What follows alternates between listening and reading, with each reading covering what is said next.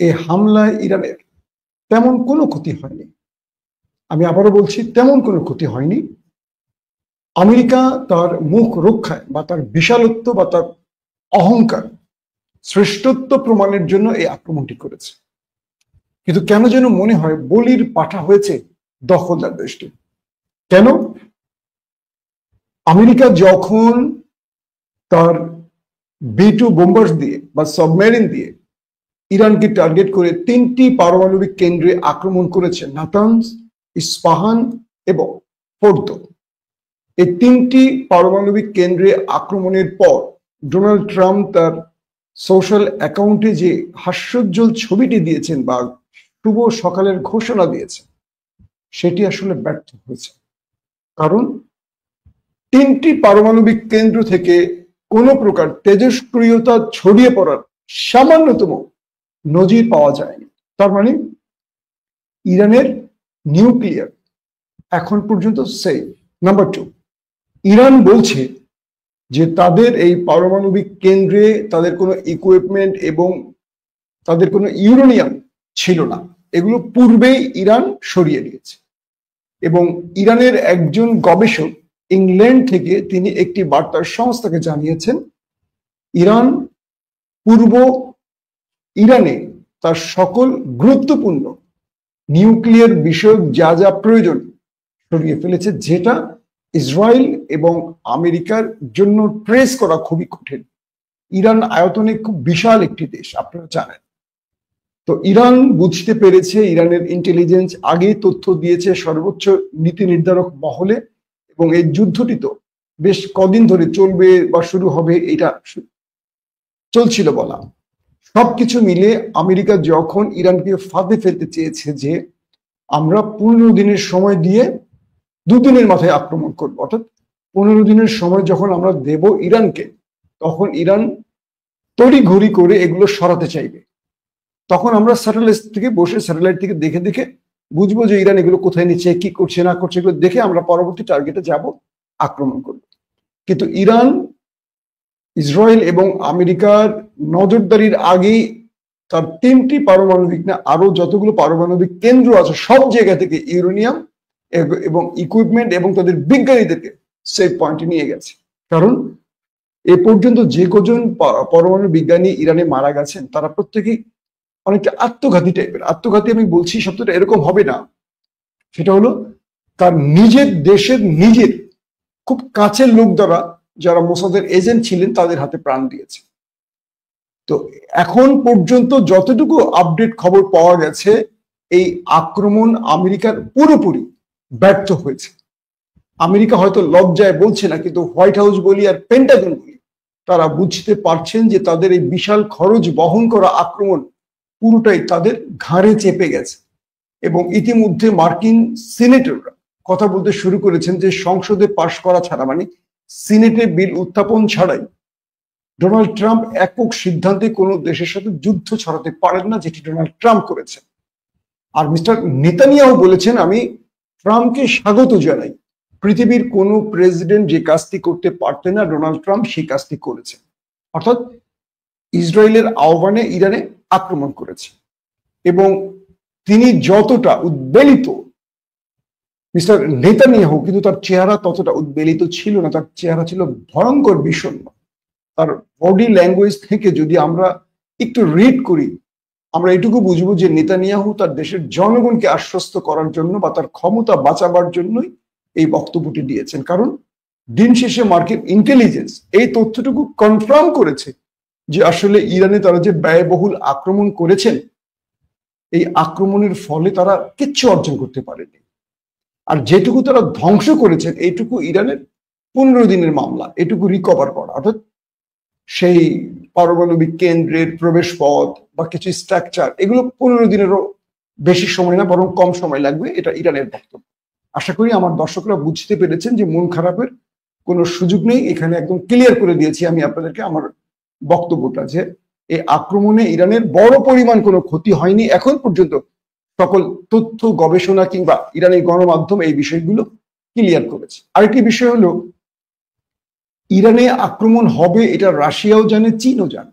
তার মানে ইরানের পরম মিত্র এই বন্ধু রাষ্ট্রগুলো ইরানকে কখনো তার ইউরেনিয়ামকে এখানে রাখার সুযোগ দেবে না।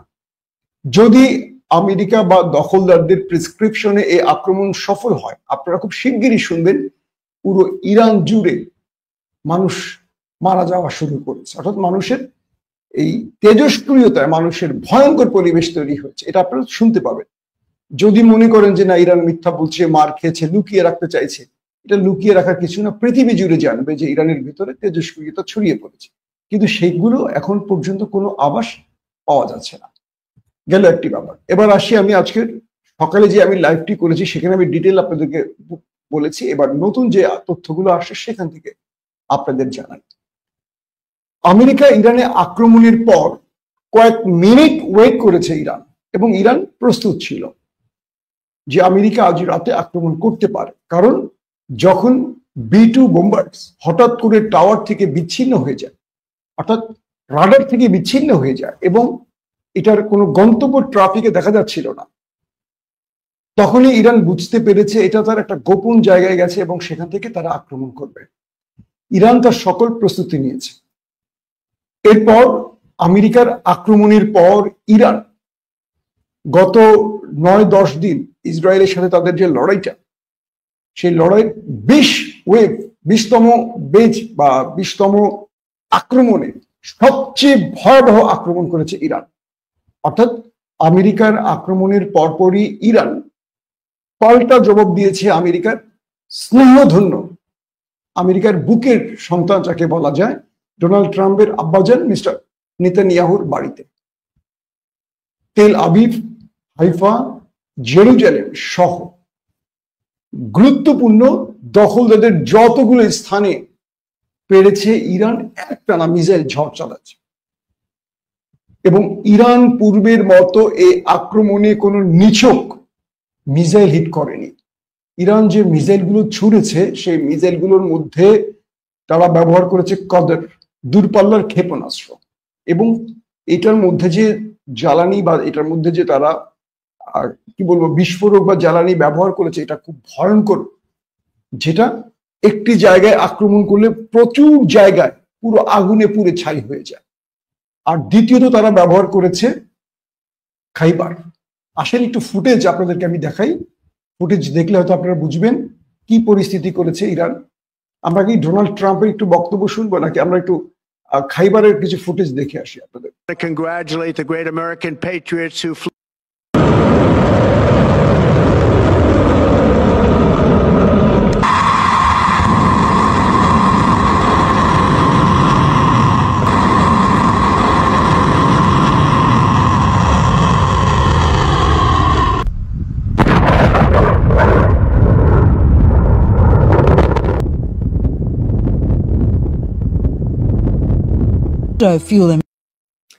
দর্শক, আপনারা যেই ভিডিওটি দেখলেন এটি হলো ইরানের খাইবার মিসাইল, এবং দেখতে পেয়েছেন যে আকারে কত বড়, অনেকটা নিউক্লিয়ার, মানে নিউক্লিয়ারের সাইজগুলো বা নিউক্লিয়ার ওয়ারহেড যেগুলো আমরা বলি সাইজ প্রায় কাছাকাছি।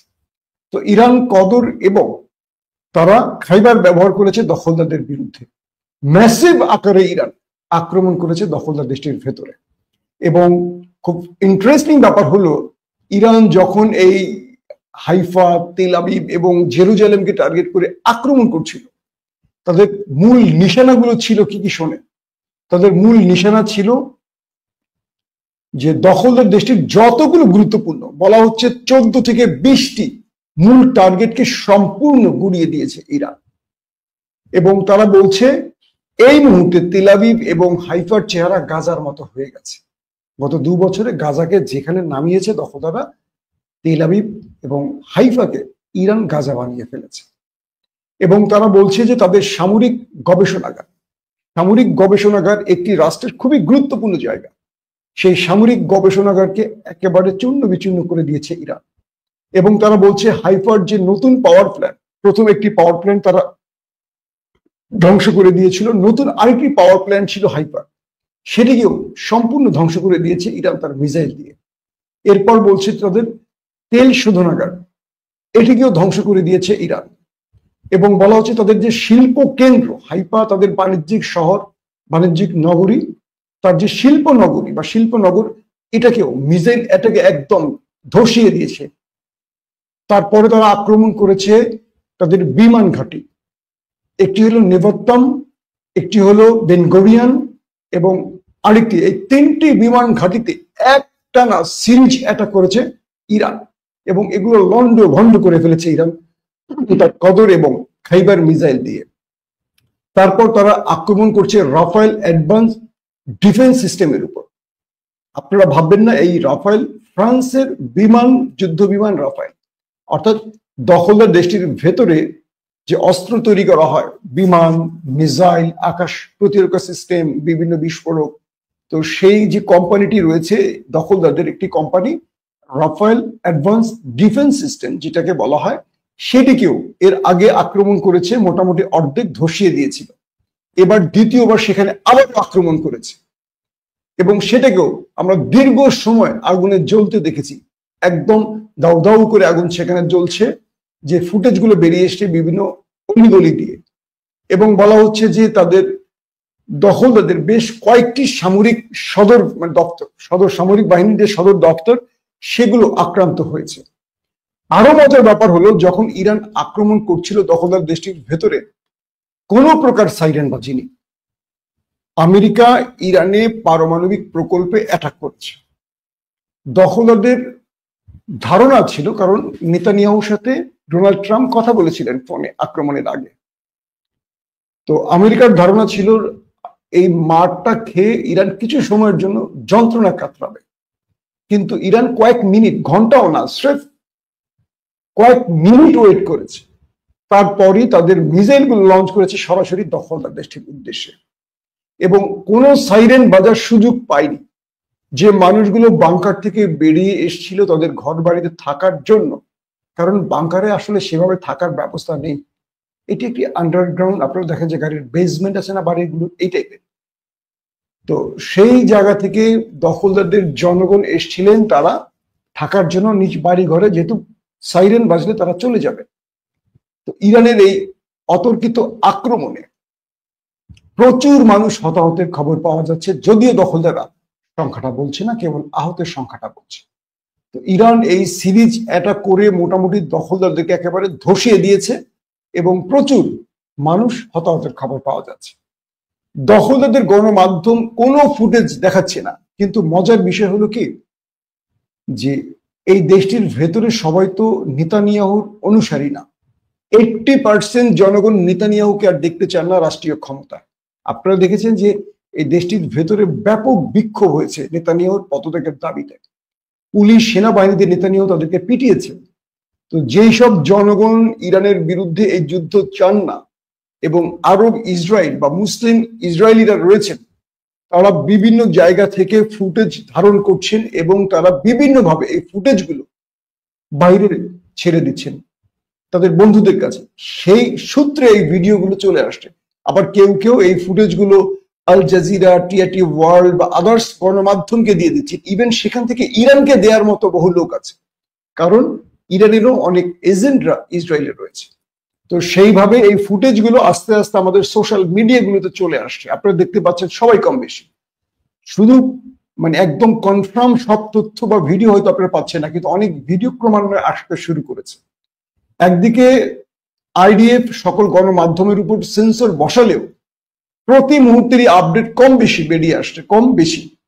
তো আজকে যে হাইফাকে যা অবস্থা করেছে, হাইফার অবস্থাটা এখন দেখার মতো, পুরো হাইফাটাকে গাজা বানিয়ে ফেলেছে। তেল আবিবের অবস্থা একেবারে করুন। এত বিশাল আকারে, এত ম্যাসিভ আকারে ইরান অ্যাটাক করেছে কদর এবং খাইবার মিসাইল দিয়ে। এরপর ইরানের পরবর্তী স্টেজে যেটা হয়েছে, যে ইরান এই আক্রমণ চলাকালীন সময় চোরাই পথে, কারণ দখলদার দেশটির প্রধানমন্ত্রী বলে দিয়েছেন কেউ দেশ ছেড়ে যাবে না, তো এই মুহূর্তে তাদের দেশ থেকে হাজারো মানুষ পালাতে শুরু করেছে, চোরাই পথে পালাতে শুরু করেছে। বলা হচ্ছে গ্রিস এবং সাইপ্রাস অজস্র মানুষ পালিয়ে গেছে এবং দখলদার দেশটির ভেতর থেকে আমেরিকান, কানাডিয়ান এবং ইউরোপীয় আদার্স দেশের যত জনগণ আছে সবাই দেশ ছেড়ে পালিয়ে যাচ্ছে। সবাইকে দেশ ছেড়ে যেতে বলেছে সরাসরি তার দেশের পক্ষ থেকে, অর্থাৎ আমেরিকানরা বলেছে আমেরিকার জনগণকে, কানাডিয়ানরা বলছে কানাডিয়ান জনগণকে, এবং তারা কালকে থেকেই মোটামুটি দখলদার দেশটি ছেড়ে মোটামুটি চলে যাচ্ছে। পাশাপাশি ইরানেরও ভেতরে যত ইউরোপীয় বা পশ্চিমা দূতাবাস আছে বা আদার্স যত দূতাবাস আছে সেগুলো খালি করা হচ্ছে, কারণ পাল্টা ইরানেও আক্রমণ হয়েছে।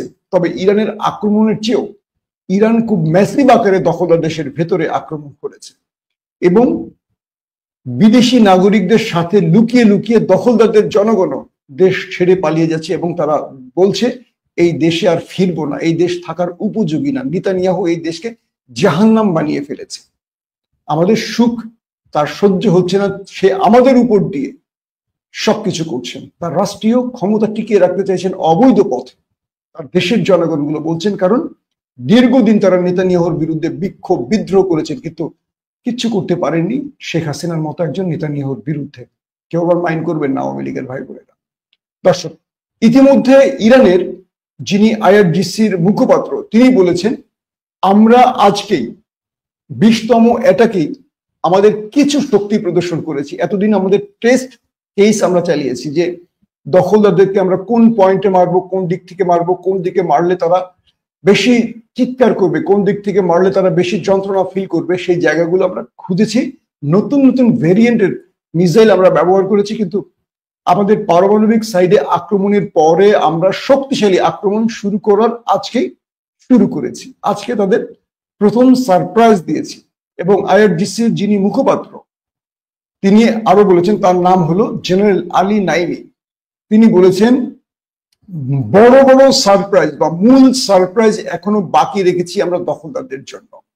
তিনি বলেছেন স্থল ও নৌ অ্যাটাক আমাদের শুরু করতে যাচ্ছি, অর্থাৎ এখন তো মিসাইল অ্যাটাক শুরু হয়েছে স্থল এবং নৌ পজিশন থেকে, অর্থাৎ স্থল বাহিনী এবং নৌবাহিনী দখলদারদের জন্য জমা রাখা আছে, তারা পূর্ণ শক্তি নিয়ে এখন আক্রমণে যাবে দখলদার দেশটির বিরুদ্ধে। পাশাপাশি তিনি বলেছেন এ পর্যন্ত সবচেয়ে বড় আঘাত, এই যে 10 দিনের আক্রমণ, সবচেয়ে বড় আঘাতটি তারা আজকেই করেছে এবং দখলদারদের জন্য আগামী দিন আসবে যেটি অন্ধকার অধ্যায়ের। এটি হলো আইআরজিসি বিপ্লবী গার্ড বাহিনীর জেনারেল মানে মুখপাত্র জেনারেল আলী নাইমি বলেছে। দর্শক, এখন দু দেশেরই এয়ার স্পেস বন্ধ আছে, আকাশ বন্ধ রাখা হয়েছে এবং এরই মধ্যে দখলদার দেশটির সীমানা পেরিয়ে যারা চলে যাচ্ছেন তারা তো মোটামুটি বেঁচে যাচ্ছেন, কিন্তু দখলদার দেশটির বেনগরিয়ান থেকে শুরু করে সকল বিমান চলাচল বন্ধ, ইরানের এয়ার স্পেস বন্ধ, দখলদারদেরও এয়ার স্পেস বন্ধ রাখা আছে এবং দখলদার দেশটির ভেতরে জরুরি অবস্থা জারি করা হয়েছে যাতে করে কোনো প্রকার মানুষ মানে শেল্টার জোন থেকে না বেরিয়ে আসে। পুরো জরুরি অবস্থা জারি করে রাখা হয়েছে এবং দখলদারদের পক্ষ থেকে বলা হয়েছে, মার্কিন গবেষণা প্রতিষ্ঠানগুলো বলছে, মার্কিন সামরিক বিশ্লেষকরা বলছেন এই লড়াইটা দীর্ঘমেয়াদী হতে যাচ্ছে এবং এটি আর সহজে সংক্ষেপে শেষ হচ্ছে না। এখন আসেন কয়েকটি মূল খবরে আপনাদের আরো কিছু তথ্য জানাই। ইরানের নিউক্লিয়ার সাইডে আক্রমণের জন্য জাতিসংঘ যে কাজটি সবসময় করে, উদ্বেগ। জাতিসংঘের মহাসচিবকে শুধু বসানো হয়েছে বিশাল অঙ্কের টাকা দিয়ে উদ্বেগ শব্দটা বলার জন্য। তিনি উদ্বেগই জানাচ্ছেন এবং তিনি বলছেন আমেরিকার এই আক্রমণের মধ্য দিয়ে মধ্যপ্রাচ্যে এক ভয়াবহ যুদ্ধের ডাক চলে আসছে, অর্থাৎ মধ্যপ্রাচ্যে এক ভয়াবহ বিপর্যয়ের দিকে যাচ্ছে। ইতিমধ্যে ইউরোপীয় অনেক দেশ এই আক্রমণের নিন্দা জানিয়েছে। ইসরায়েল ছাড়া কোনো রাষ্ট্র এখন পর্যন্ত স্বাগত জানায়নি, অনেক দেশ এটা নিন্দা জানিয়েছে এবং ইরান তার বড় আক্রমণটি আজকে রাতেও ইরান অনেক বড় সারপ্রাইজ দেবে এমন ঘোষণা আসছে এবং ইরান বলেছে প্রয়োজনে আমরা দখলদারদের নিউক্লিয়ার সাইট উড়িয়ে দেব। এখন এটিও দখলদারদের জন্য সবচেয়ে টেনশনের কারণ, দখলদাররা তাদের নিউক্লিয়ার কোথায় রেখেছে, কি করেছে ইরান কম বেশি হয়তো বা জানে এবং তারা ইরানের ক্ষতি করতে গিয়ে এবার নিজের পায়ে কুড়ালের কোপ বসেছে কিনা এটা নিয়েও টেনশন করছে। দর্শক, একজন প্রশ্ন করেছেন ইরান আমেরিকার বিমানগুলো উড়িয়ে দিতে পারলে, কই গেল, চলে গেল কমেন্টটা, এত কমেন্ট আমি সবাইকে দেখাচ্ছি। দুর্বল হলে কি করে হবে, আমাদের পাকিস্তানে হামলা করে বিমানগুলো ফিরে দিতে পারতো না। না, বিষয়টি ঠিক আছে, কারণ ইরানের আসলে আকাশ প্রতিরক্ষা সিস্টেম স্ট্রংলি, ওরা নিজেরা যেটা তৈরি করেছে, ওরা বাইরে থেকে খুব বেশি কিছু কেড়েনি। এখন পর্যন্ত ইরান যে অ্যাটাক গুলো করছে নিজেদের তৈরি মিসাইল ব্যবহার করছে। তবে ইয়েমেনের হুতিরা ঘোষণা দিয়েছে এখন থেকে আমাদের লক্ষ্যবস্তু হতে যাচ্ছে আমেরিকা, মানে ইরানের অন্যতম প্রক্সি। হুতিরা বলেছে এখন থেকে আমাদের লক্ষ্যবস্তু হতে যাচ্ছে আমেরিকা, এবং তারা যে কোনো সময় আমেরিকার বিরুদ্ধে বৃহৎ আক্রমণ শুরু করতে যাচ্ছে। ইরান তাদের হরমুজ প্রণালী বন্ধ করতে যাচ্ছে, এবং পৃথিবীতে তেলের দাম এখন আকাশে উঠবে। অর্থাৎ পুরো মধ্যপ্রাচ্য এবং পশ্চিমা দুনিয়াকে একটা বড় রকম ধাক্কা দেওয়ার জন্য ইরান তার হরমুজ প্রণালী বন্ধ করতে যাচ্ছে। ইতিমধ্যে চীন এবং রাশিয়া ইরানকে কিছু সুন্দর পরামর্শ দিয়েছে, এমন তথ্য পাওয়া যাচ্ছে যে পরামর্শের আলোকে ইরান পরবর্তী পদক্ষেপ নিতে পারে। এবং তুরস্ক এই ঘটনার নিন্দা জানিয়েছে, তুরস্ক ইরানের পাশে থাকার ঘোষণা দিয়েছে। বিষয়টি হলো আলী খামেনি এখন কোথায় আছেন কেউ জানে না। এবং আরেকটি বিষয় আছে যে ডোনাল্ড ট্রাম্প এরদোয়ানকে দিয়ে, শুনেছি কয়েকটি সূত্রের খবরে, আলী খামেনির সাথে কথা বলতে চেয়েছিলেন, এবং এরদোয়ান এই বিষয়টিতে রাজি হননি, কারণ ডোনাল্ড ট্রাম্প বরাবরই মিথ্যাচার করেন, মানে মৃত্যু টাইপের একজন লোক। তিনি আলী খামেনির সাথে কথা বলে তার অবস্থান ট্রেস করার সুযোগ নিতে পারেন। তবে তুরস্ক হতে পারে আলী খামেনির পরবর্তী জায়গা, এমনটিও শোনা যাচ্ছে কয়েকটি সূত্রের। আলী খামেনির জীবন বড় রকম হুমকিতে পড়লে তাকে প্রতিবেশী দেশ হিসেবে তুরস্ক গোপনে আশ্রয় দিতে পারে, এমনও তথ্য আসছে কয়েকটি বড় বড় গণমাধ্যমে। এবং তুরস্ক সেই ব্যাপারে MIT, তুরস্কের গোয়েন্দা সংস্থা, বা আপনারা জানেন তুরস্কের যিনি পররাষ্ট্রমন্ত্রী এখন আছেন হাকান ফিদান, আগে যিনি গোয়েন্দা প্রধান ছিলেন, তার সাথে ইরানের সম্পর্ক খুবই ভালো। তো ভেতরে ভেতরে ইরান এবং তুরস্কের মধ্যে বেশ কিছু বিষয় আদান প্রদান চলছে। এখানে হয়তোবা তুরস্ক কখনো ঘোষণা দিয়ে কিচ্ছু করবে না এই খেলাতে, কিন্তু তুরস্ক জড়াবে কিছু কিছু ক্ষেত্রে, এবং পাকিস্তানও জড়াবে, যদিও আমেরিকাকে না দেখায় জড়াবে। আমেরিকাকে দেখানো যাবে না, কারণ আমেরিকা পাকিস্তানকে কিছু বড় বড় প্রলোভন দিয়েছে। কারণ এই মুহূর্তে আমেরিকা বিরুদ্ধে যদি চলে যায় পাকিস্তান, তাহলে পাকিস্তানকে চাপে ফেলতে ভারতকে ব্যবহার করবে ডোনাল্ড ট্রাম্প। সবকিছু মিলেই এখানে কৌশলী হতে হবে। তো এখন পর্যন্ত যে বিষয়গুলো আসছে, রাশিয়ার প্রতিক্রিয়ার চেয়ে আমরা চীনের প্রতিক্রিয়াটা ভালো দেখছি। রাশিয়াকে এখন আমি বিশ্বাস করতে পারছি না। খবরগুলো দিচ্ছি, খবরের মাধ্যমের খবর আমি জানাচ্ছি, কিন্তু ব্যক্তিগত অভিমত, আমি রাশিয়াকে সেই অর্থে কোনো বড় রকম ইরানের পাশে দাঁড়াবার যে ঘোষণা বা কোনো সহযোগিতার আশ্বাস দেখতে পাচ্ছি না। ইরান তার লড়াইটা নিজে করছে। তবে আমেরিকান এবং মধ্যপ্রাচ্যের রাজনৈতিক বিশ্লেষকরা যে আশঙ্কাটি করছেন, এর মাধ্যমে দীর্ঘমেয়াদী যুদ্ধ শুরু হয়ে গেছে ইরানের সাথে, এবং ইরান ঘোষণা দিয়েছে তারা আমেরিকার উপর এখন আক্রমণ করবে। অর্থাৎ আমেরিকার যে কোনো বেইজে আজকে থেকে আক্রমণ শুরু হতে পারে। ইরান আমেরিকার যুদ্ধটা আজ থেকে শুরু হচ্ছে, এটা মোটামুটি বলা যায়। যদিও আমরা যুদ্ধ চাই না, যুদ্ধের বিপক্ষে, আমরা শান্তির পক্ষে, কিন্তু আমেরিকা যে কাজটি করেছে এই কাজটির মাধ্যমে মধ্যপ্রাচ্যে যে আগুন জ্বালিয়ে দিয়ে গেছে, যুদ্ধের আগুন, এটি বোধহয় বোকা ট্রাম্প চতুর নেতানিয়াহুর ফাঁদে পড়ে আমেরিকাকে আরেকটি বিপদে ফেলেছে। এবং আমেরিকার ভেতরের মানুষই ট্রাম্পকে বলছেন গর্দ প্রেসিডেন্ট। তিনি নিজেকে বিপদে ফেলছেন নেতানিয়াহুর কুপরামর্শে, কারণ এখান থেকে কিচ্ছু অর্জন করতে পারেনি আমেরিকা। দর্শক, এখনকার মতো বিদায় নিচ্ছি। ইনশাআল্লাহ আজ সন্ধ্যা 7টা, 7:30টার দিকে আরেকবার চেষ্টা করব ব্রেকিং খবর নিয়ে হাজির হতে, এবং রাত 11টা, 12টার দিকে আবারও আসার চেষ্টা করব। সেই সময় হয়তো কোনো বিশেষ আলোচককে বা বিশেষজ্ঞকে নিয়ে আমরা লাইভটি করার চেষ্টা করব। এখনকার মতো বিদায় নিচ্ছি। প্রত্যেকে ভালো থাকবেন। আল্লাহ হাফিজ।